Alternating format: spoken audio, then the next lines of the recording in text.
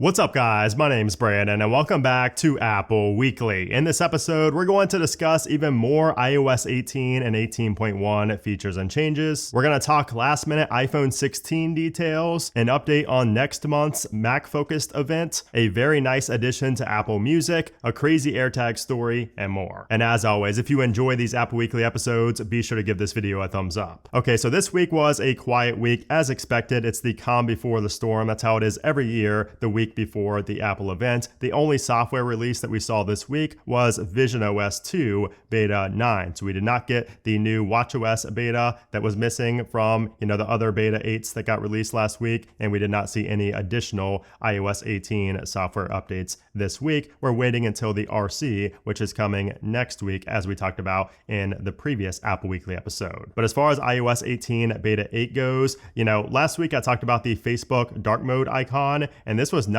actually exclusive to iOS 18. A lot of people on iOS 17 were also seeing this Facebook icon turn dark, even on iOS 17 or older devices. And that's because this was actually a bug. Facebook came out and Meta confirmed that this was a bug and it was fixed with in-app updates. But as far as anything else goes, we did not see anything new with Beta 8 this week. We talked about last week how we got the dark mode icons and spotlights and the descriptions up top, but there's really nothing else that's been discovered in iOS 18. However, next week when the RC version gets released, I would expect us to uncover some new features and changes in iOS 18 because Apple always releases the changelog for the software, which will show us some, it's going to show every single thing included in the updates, and some of those little tidbits will be something that was overlooked or just not discovered in iOS 18 as a whole. So we'll talk about that when the RC version gets released, which will most likely be on Monday. Now, as far as iOS 18.1 goes, we are still currently on Beta 3. Again, we did not see an update this week for that. However, next week I would expect to see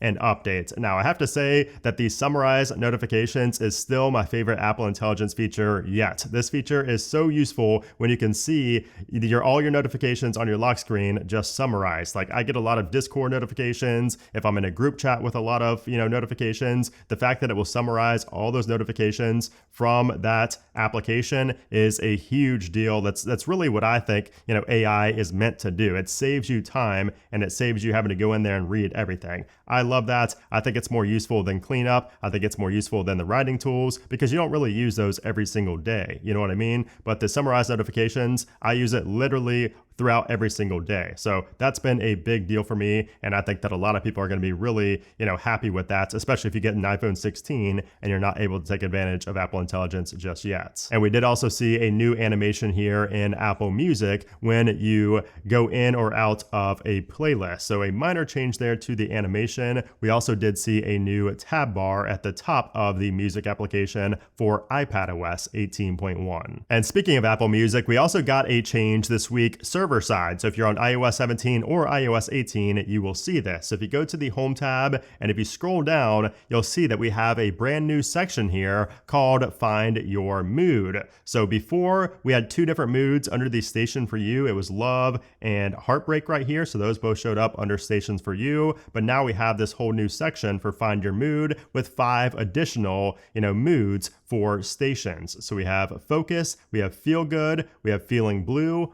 relax, and energy. And I've noticed that these stations are really good, like much better than I expected. Like, I've used Spotify, I've used other services that have very similar, algorithms for making music tailored to your mood. But Apple Music has knocked it out of the park with this one, in my opinion. Like, it's the best find your mood or like tailored for you playlist that they've done yet. So give it a try if you are an Apple Music subscriber. I've seen a lot of people say good things about it as well, so it's not just me. I've discovered dozens of songs already from using these based on my mood, so I'm a fan. But going back to iOS 18 and 18.1, I did want to talk about the performance and the battery life very quickly as well. So I did run a fresh Geekbench test here for iOS 18.0, and you can see we scored a 2842 on the single core and a 7048 on the multi-core. So very similar to the score that we ran last week, or the test that we ran last week on August 28. So not a big difference there, and performance has been perfectly fine for me on 18 beta 8. And as far as iOS 18.1 goes, again, nothing has really changed there. Performance is the same as it was last week. It's all right. It's not as good as iOS 18 just yet.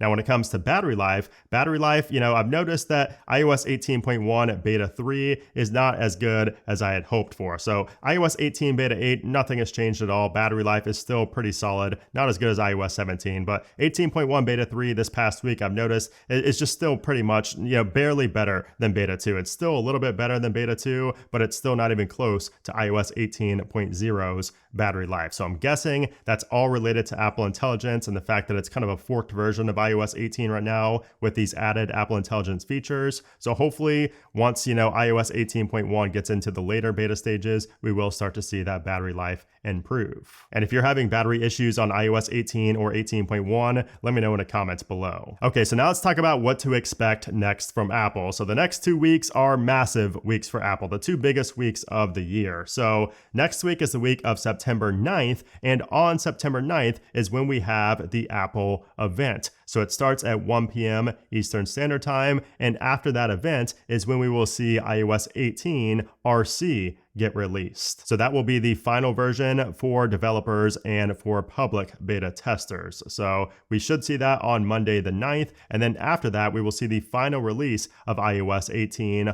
on Monday, September 16th. Most likely, Apple will confirm the official release dates for iOS 18 after their event or during the event on Monday. So we'll have to wait and see on that. Now, as far as iOS 18.1, I would expect a new beta 4 next week as well on the week of the 9th. Most likely on the 10th. It will probably come out on the 9th or the 10th, but I would guess the 10th. And then we're not going to see the final release for 18.1 until sometime in late October. That also could be lined up with when we have the upcoming October Apple events, which we'll talk about here in a moment. Okay, so now let's move on to the latest Apple news, and let's start with some last minute iPhone 16 details and some last minute details on Apple's Glow Time event. So we know that the event is on Monday, September 9th at 1 p.m. Eastern Standard Time, and again, just as a reminder, I will be live streaming my reaction to this event here on YouTube on this channel, so make sure you check that out. I will leave it linked down below. Make sure you are subscribed so you can chat in the chat room there as well. But anyways, we got a new detail about the gold color. So this came from Mark Gurman. He said that the gold color for the iPhone 16 is going to be a standout color, and it looks impressive and not terrible like the early renders. Now, what's interesting is that Apple's iPhone 16 silicone cases allegedly do not have a cutout for the new capture button, which suggests that either they're not going to get the capture button at all, or the gesture-based features are going to be limited to just the Pro models. And Gurman also recently mentioned that the capture button is not a certain thing. It's not like a for sure thing for the non-Pro models. So this is very rare to be this close to the iPhone event, and even Gurman doesn't know for sure what we're going to get on the base iPhone 16. So it'll be interesting to see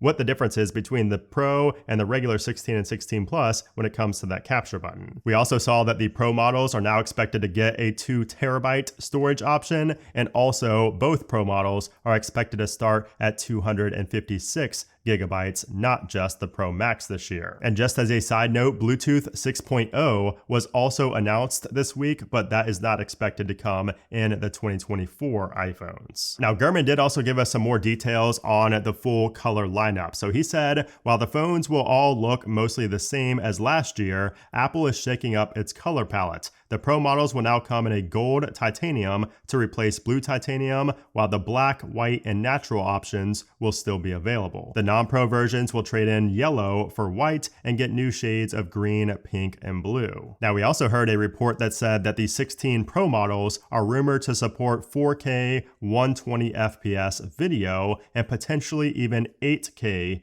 video. And plus, we might finally be able to pause and resume a video recording, which would be huge. People have been asking for that forever. And then when it comes to the Apple Watch Series 10, we're hearing that this could be, quote, noticeably thinner than the Series 9, and also eventually get sleep apnea detection. So this is expected to come in the Series 10, but it might not be available as soon as the new model launches. It could come with a future software update. But as far as the AirPods Max 2, I would not expect those because Gurman is not expecting those. So he said that Apple has been working on the updated AirPods Max that will come in new colors and switch the Lightning connector to USB-C, but there's still plenty of current AirPods Max inventory, suggesting that the update could be coming later. And we're also not expecting to see a new Apple TV. So Gurman also said that Apple has been working on an update to the Apple TV set-top box for as early as this year, but no new model has come to fruition, and stable inventory of the device suggests a new version is not on the horizon immediately. But just next month, we're going to have even more new Apple products, because we're now hearing that we're going to have an October event and we're going to see 4 new Mac models with the M4 chips. So Gurman says that the plan is to launch a 14 and 16-inch MacBook Pro with the M4 chip, a 14 and 16-inch MacBook Pro with the M4 Pro and M4 Max chip,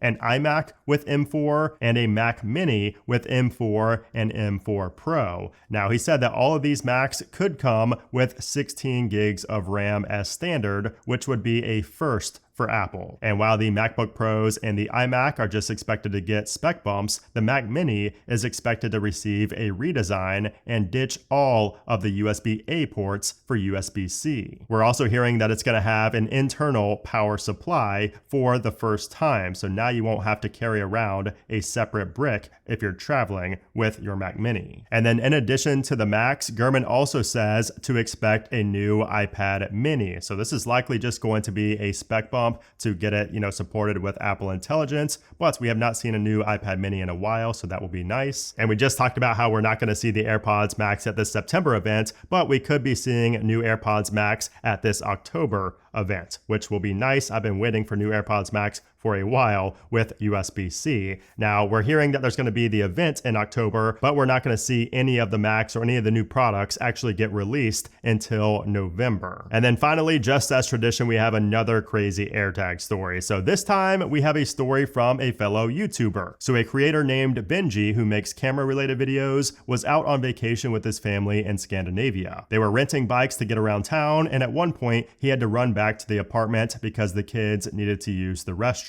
And as he was trying to lock the bikes up outside the apartment, his camera bag, which had about $25,000 worth of gear in it, was getting in the way as he was leaning over trying to lock up the bikes. So he decided to set it down inside of the bike's cargo section and also ran inside to use the restroom. They stayed inside for about 20 minutes, and that's all it took for the bag to get stolen. But thankfully for him, he had one of the most unique AirTag setups I've ever seen. He placed the AirTags inside of the base plate of the cameras. And that's genius, because nobody's going to suspect that or be able to find it if they were, stolen. And sure enough, he was able to track the camera down using the Find My app, and that led to the bag and the thief. So he confronted the thief and the person he was with and recorded the entire confrontation on his Meta glasses. So he confronted a man who turned out to be homeless and was able to get the bag back, but a camera was missing from that camera bag. So Benji told the thief that he had proof it was in the backpack on the guy's back via the AirTag that was in the camera. He was showing him the Find My app. And eventually he agreed to give it back for a small ransom of about $28 US. Man, what a crazy story, and what a genius use case for AirTags. I love it. And by the way, he made a full video on this. I will link his video down in the description below. But anyways, guys, that's it for this week. I hope you enjoyed it. I hope to see you in the live stream on Monday, and I will see you next week.